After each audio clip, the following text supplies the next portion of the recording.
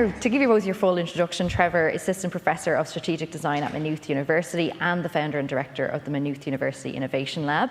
And Trevor is also maybe familiar to some people in the room as an expert on RTE's The Big Life Fix, which we're going to talk more about. And Keith Davey, co-founder and CEO of Marino Software, an Irish mobile software company with clients such as Heineken, Bell Mobility Canada and the Irish National Lottery, and about 20 years experience in software. Not that I'm trying to age you or anything, Keith. Far more, actually. It's worse than that.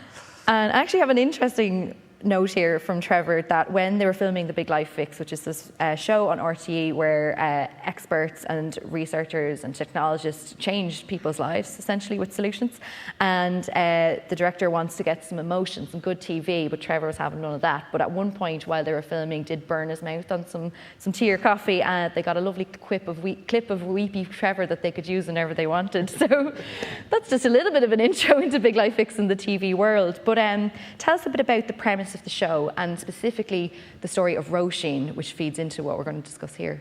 Yeah, I suppose it's quite simple. The show brings together 12 extraordinary people who all have various medical conditions, disabilities, for which they can't find a solution.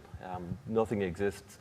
And those 12 are paired with 8 designers, inventors, computer scientists, and we work as a team. We spread out to all 12, and we follow a design process. We spend time immersing ourselves in their lives, looking for little clues as to how we can help. Once we find those clues or insights, we build prototypes. They always fail, but we iterate and we try again. And by the end of the show, we in all 8 cases, we deliver something that is maybe it's not a big life fix, but it makes a huge impact in their lives.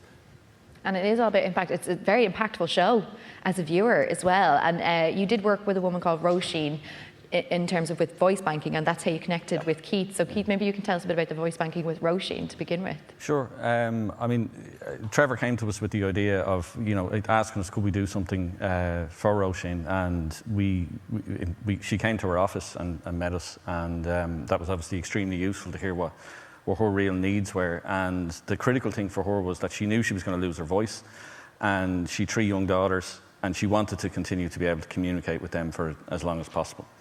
So we got everyone into the office over a weekend. We got a large team. We had a lot of volunteers from within the company to work on it, and we looked at 2 approaches. And one was voice cloning to reproduce her voice. And at the time, we used an app which was called Lawyerboard, and we weren't really satisfied with the results of that. It was okay, but it wasn't brilliant. So really what we fell back on was the fact that Trevor had given Roisin a microphone, which she wore for a week, and that recorded everything she said, including all curse words, all the natural language you would say in a day-to-day, given out to the children, get your homework done, all of that sort of stuff. And we basically made a soundboard application that she could use and reproduce any of those phrases. But within that, we used various other pieces of technology like IoT, so we were able to put beacons in her house so that it would adapt to what room she was in, and people could wear beacons so it knew who was present and what room she was in. So obviously you need different phrases in the kitchen than you need in the living room, and so on. So it adapted, and she was able to communicate with that. And I think as well, it kind of became something funny for our children as well, because they could press the button and they could ask the question and go and get permission themselves. So. I think that was the lovely part of it. Roisin, like many motor neuron sufferers, they're asked to bank their voice. It's recommended, but they don't. So only about 20% of people diagnosed with motor neuron disease actually bank their voice, and there's lots of reasons for that. But the main one is they don't want to be left with this robotic voice. And Roisin, like others, was terrified of leaving something behind that didn't represent her. And that's why we found different ways of recording. Best practice in once you're diagnosed is, here's 20 pages of phrases, here's a dictaphone, now say those in, and then that takes about 9 hours. We'll chop it up and give you this voice.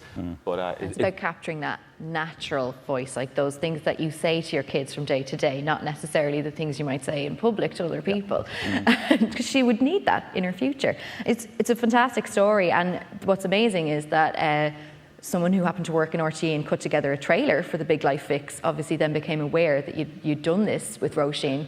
And that woman happened to be the wife of Charlie Bird.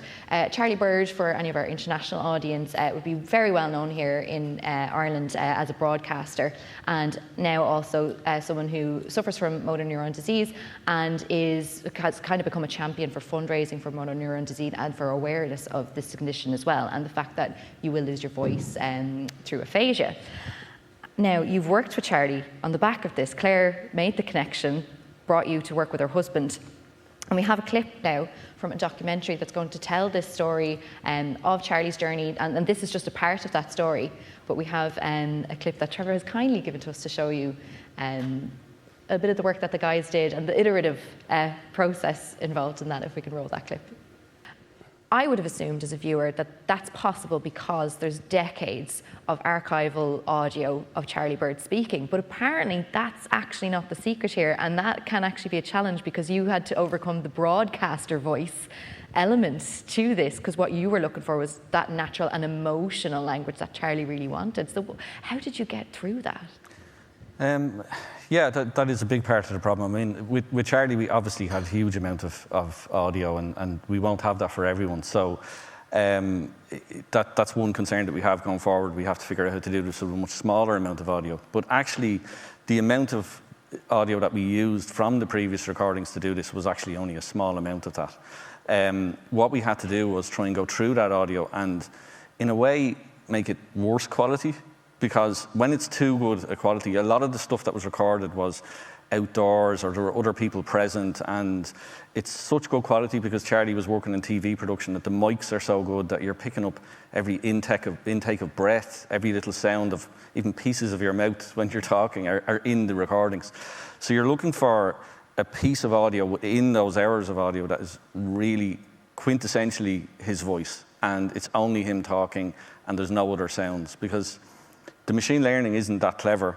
It takes what you give it. So I would say, like, to do a project like this, it's about maybe 60 to 70% just data processing. And by that I mean listening and going, okay, that looks promising.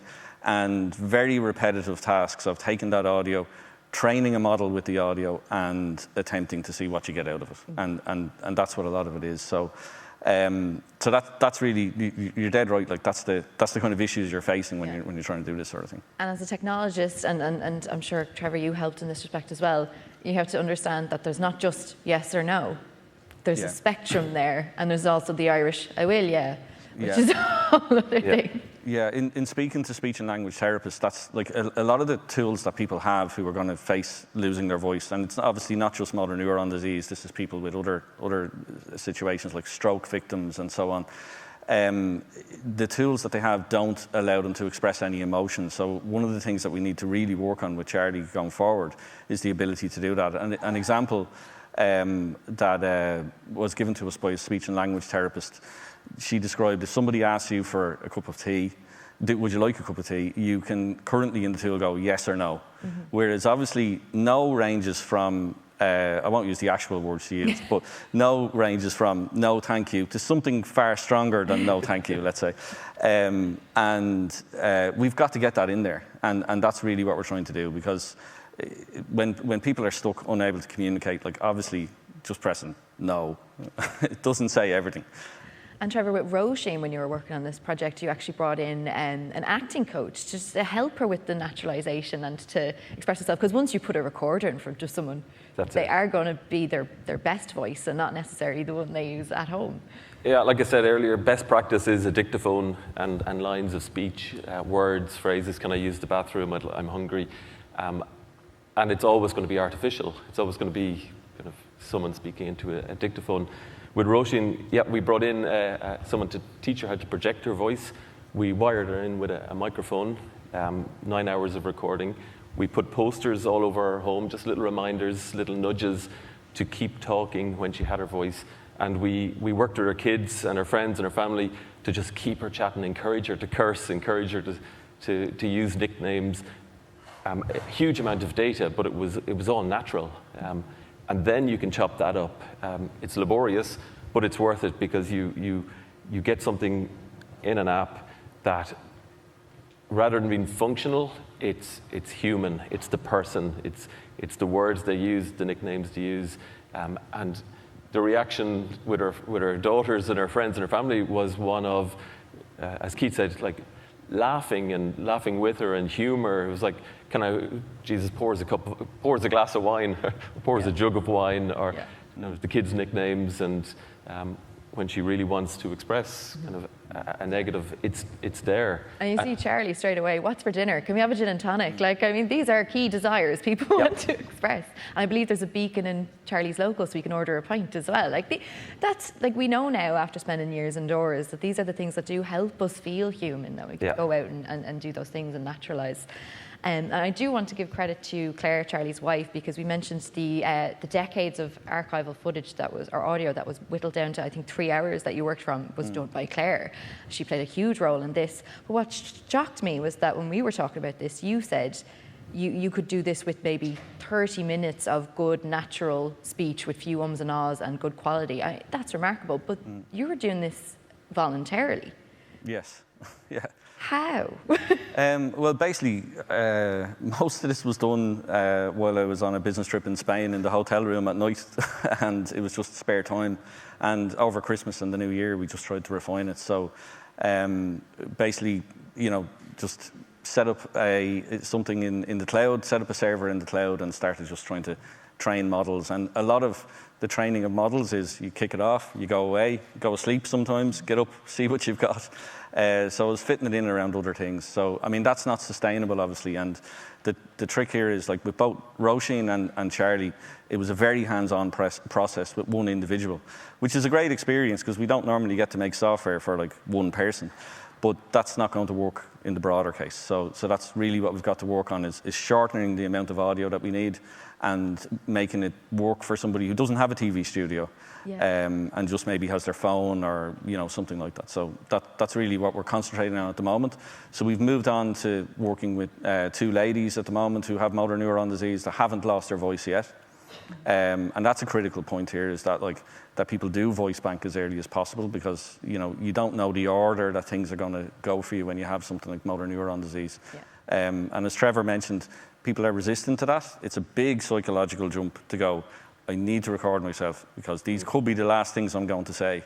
And obviously that's a huge thing for people. But I can't emphasize enough how important it is that if you get a diagnosis like this, just start recording yourself because you don't know how it can be used in the future. And the technology is progressing so quickly that we're able to do more and more with less. So it's important to do it. And that's the thing, so much of this is on the shoulders of technology that is already out there. So what's fascinating to me is that there is so much development going into AI for audio and synthesized audio that's not necessarily going towards these cases that will really help patients and have a huge impact on an individual's life. What we're seeing is commercial development that's for the movie industry and for ad tech, for customer service technology and stuff like that.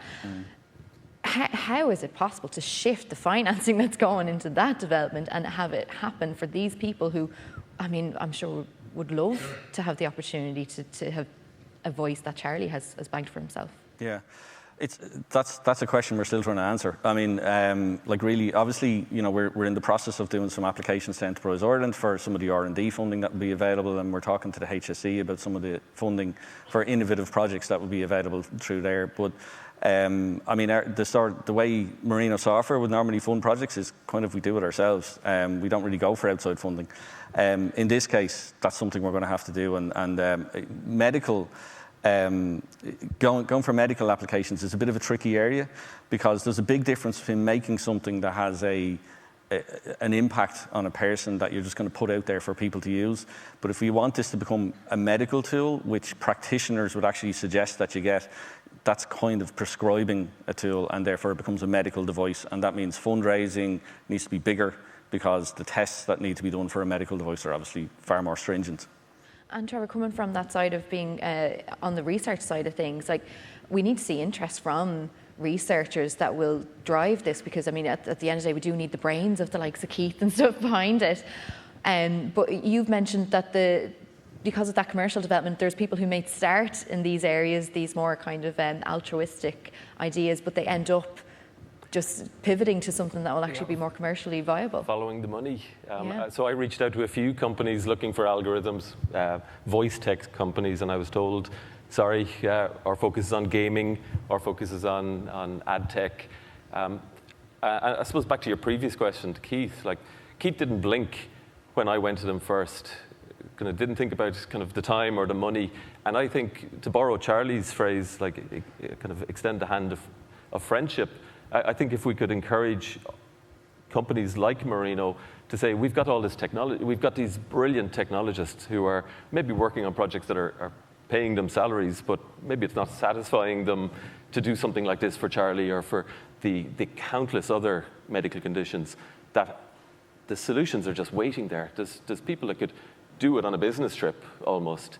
And I think if we could kind of, whether it's part of your corporate social responsibility or whatever it is, have people with the skills in your organization, give them time to look at motor neuron, look at epilepsy, look at kind of speech tech, because the fruit is hanging so low. Like, this isn't extraordinary. This is bringing pieces that already exist together and spending a couple of days, a couple of hours doing it. So it's not. It doesn't require years of research. And it feeds into discussions yesterday about the future of work, saying, like, I mean, employees are going to be demanding purpose at work. And I mean, you might work at a giant multinational that works in AI and is doing that for commercial reasons. But if you as a leader can allocate time for those amazingly talented people to support a project like this, then, well, they'll probably feel a lot more fulfilled at work as well. So, I mean, there's a lot of value to be gained from supporting these kind of projects. And I'm sure you guys got a lot of value out of it yourselves. I mean, the human-centered aspect of it and working so closely with Roisin and with Charlie. How do you think it scales? Because obviously if you look at the broader spectrum of people with aphasia, there might be some people who don't want to learn how to communicate after they've lost their voice. They kind of want to feel like this is how I'm going to be going forward. I'm going to cope with that in another way. You can see how important it was to Charlie, but you can't account for that on every individual basis. I don't know if that's something that you've considered at all, that you have to also respect that some people who are non-verbal might not be interested in this kind of technology. I think, like, as Trevor said, only about 20% of people actually who suffer from motor neuron disease voice bank at the moment. And while I think you're right, there might be some people who don't want to do this sort of thing, that percentage should be higher. And what seems to happen from talking to professionals in the area is when people can't use their voice, even a robotic one, but particularly their own voice, they lose a lot of confidence. And when they lose confidence, they can often slide into depression and disengage from the rest of their treatment for whatever they're actually having. So it can start a spiral. And when you're talking about some people won't want to use it, I'm confident, and the research shows that a far higher percentage of people do actually want to use it. There's 400,000 people at any one time suffering from motor neuron disease, but that's a tiny fraction of the actual potential application of this, when you include people with stroke victims and so on. You also have to look at the entire journey, not just the product, the voice banking product in this case. Orla Hardiman, who'd be one of the leading researchers in motor neuron disease, described it as throwing a hand grenade into someone's life. Like, you've been told you have motor neuron. It's referred to as the 1,000-day disease sometimes. And you move from that situation, shell-shocked, to now you're going to meet the speech and language therapist, and they're going to talk about when your voice goes. And Charlie described that experience as horrific. You're not thinking straight, and then you're told you need this new voice. And the options he was given was a woman's voice as his synthesis, or an English voice. And he just completely turned off the idea of banking his voice. And I think that part of that experience is the reason people don't engage with it. Whereas when we went to see him, we offered him a little bit of hope. Not that he was going to have his exact voice, but it was going to be a more human process. We were going to put effort into tailoring a voice that was close to his voice. We were considering things like going to the pub and ordering a pint and communicating with his friends and family. So I think it's part of the design process. It's not just the product, it's the entire kind of approach to informing someone they've been diagnosed, kind of giving them time to maybe comprehend that, and then easing them into kind of voice banking, voice legacy, things like that. And it shows there's an opportunity to open up here, that it doesn't have to be, it's either one of two voices, that's your only option, or nothing, or an intensive voice banking element that you take responsibility of yourself in time and get that all done correctly and work with some amazing voluntary technologists to work that out for you. I mean, there should be better banks of voices to choose from as well. Like we mentioned, more regional accents, because that was something that Charlie highlighted. He didn't want to have the English male voice or just a female voice. It was like neither was going to suit him. So if there was kind of more people who aren't necessarily going to suffer from any condition in the future, who were willing to voice bank just to donate their voice to the technology, that could be something. Yeah. That was something we didn't really foresee, but people got in touch, obviously, as this was in the media, and suggested ideas to us about things. And one of those was the fact that there was somebody who's already lost his voice, and his brother was willing to donate his voice, which he said he sounded extremely like. And we hadn't thought of that, so we thought, well, that's a great idea. But then, as other people got in touch, some of them had already lost their voice, but they were from the north of Ireland, or they were from Kerry, or they were from different areas, and they really wanted to have their original accent. And there is no voice that I can download that's like a woman from Kerry or a man from Kerry or anything like that. So if we can build that up over time, we could at least give people something that represents who they are. Yeah. And we've had several people coming in volunteering already, so just by email. So that's something we'll certainly look at as we continue to develop it. It's funny to think of even just labeling an Irish accent. Which one? Yeah, exactly. There's plenty of them here. And obviously there's room for improvement. And is it a project that you're going to continue working on yourself? That's certainly the intention. I mean, at the moment, like I said, we're working with 2 more people. We're talking about expanding that panel so that we can do it with a larger amount. Probably move to maybe 10 people, 20 people, that sort of thing, and test what the results are. Yeah. I think the other type of things that we'd like to do is use additional machine learning models to make it more conversational, so that if people ask a question, maybe the application can come up with suggested responses so that the people can just select one. Because at the moment they're using grid systems, which lets them build up a sentence by clicking pictures, basically, and it's a very, very slow process. So, and obviously we've things in there as well in the works which would allow the application to be controlled by eye movement and so on, because these diseases are degenerative and progressive, so you can't ever rest on what you've achieved. You have to be ready for what the next stage of the disease is going to be as well. So, I mean, all going as it should, this project will scale and it will affect many, many more lives. I wonder then, just to close out, it's hard to not ask this question, because when we talk about synthesized media, there is room for abuse there as well. So, like, you now have a synthesized version of Charlie Bird's voice, and who owns that, and how do you protect that so that these people aren't then at risk of their own voices being manipulated in some kind of way? Yeah, I mean, it's something we've thought about quite a bit. I think we need to work into this type of application when we make it broader, that people have a way of controlling what happens at the point when they die, basically. That they can opt to say, I want the voice deleted at that point. And it really, the contract between us and the individual needs to be that they own their voice, we don't own their voice. And I don't like anything I've looked at. There's no laws around this, so it's not a thing that law hasn't caught up with this yet. But I mean, there are obviously laws against identity theft, so I suppose it sort of falls into that. But there's also the bigger thing, like you're leaving the essence of someone to a loved one. Is that good for them to have to be able to type anything they want in their partner's voice? Does it affect the grieving process? Does it affect kind of longer? We don't know what happens longer term. And all this have to be considered. Something you might think in the short term is a good gift to give, but might have some sort of unhealthy implications. Like, there's a lot to think about and a lot to unpack. It's just such a wonderful project. I'm sure there's people here who might want to talk to you guys more about it. I hope you're going to be here for the rest of the morning. And if anyone has any questions, this is what they look like. You can find them. Sorry, just singling you out there. find it such a privilege to have gotten to talk to you about this project. The documentary about Charlie will be airing on RTE this summer. I believe. 13th of June, 13th so very of soon. June. Excellent. A new series of Big Life Fix is in the works, which I'm wholly very excited about. March 23rd, or March 23. Excellent. And Marino software, you're available online. People can contact yourself. Probably not directly. We'll leave your email out of it. It's fine. I might not respond immediately, Yeah, but it's fine, yeah. You're busy in reams of audio. But yeah, Marino Software is the company that Keith works with, another incredible Irish company to get familiar with. And thank you so much for talking to us today. Pleasure. Thank you. Thank you.